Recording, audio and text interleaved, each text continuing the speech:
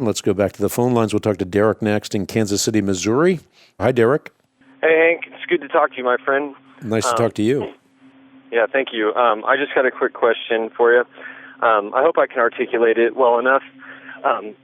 There's this woman that I'm friends with and her husband. They go to a church here in the Kansas City area, and I was talking to the wife a few days ago, and she mentioned that her and her husband are going to switch to a different church in the area. It's a very charismatic revival church in the Kansas City area. You probably know which one I'm referring to. And she said one of the reasons she was doing this is because she loved the sermons at her church, but the worship and the singing at this church is a lot more, and she felt like she could get more out of it.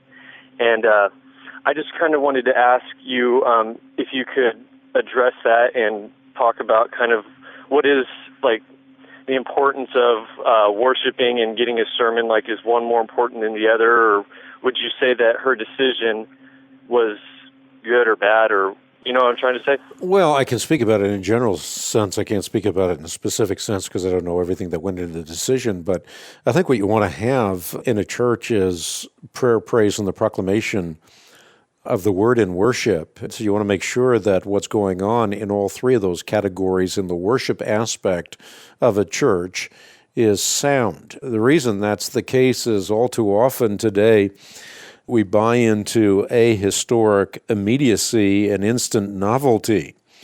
Many of the worship choruses today tend to reflect values of popular culture, and we buy into them because we simply don't know the Word of God. I sometimes cringe when I hear modern-day lyrics written by people who are as shallow as a wading pool.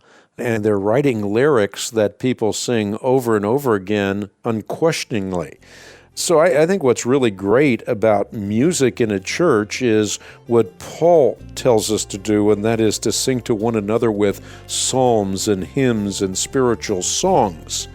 In addition, of course, the great hymns of the faith have stood the test of time and often are rich in theological tradition and truth as opposed to being shallow. And then there are spiritual songs, I've heard many of them, that reveal the freshness of our faith. So I think what we have to do is have a respect for spiritual heritage on the one hand and a regard for contemporary compositions on the other.